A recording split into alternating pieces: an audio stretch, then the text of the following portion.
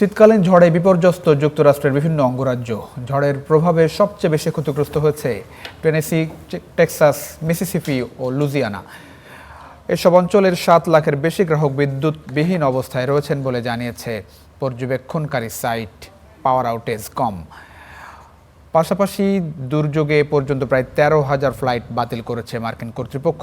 পাশাপাশি কয়েকটি অঙ্গরাজ্যে জরুরি অবস্থা জারি করা হয়েছে। এছাড়া নিউ মেক্সিকো থেকে নিউ ইংল্যান্ড পর্যন্ত প্রায় 14 কোটি মানুষ বর্তমানে শীতকালীন ঝড়ের সতর্কতার আওতায় রয়েছে, যা যুক্তরাষ্ট্রের মোট জনসংখ্যার 40%-র বেশি।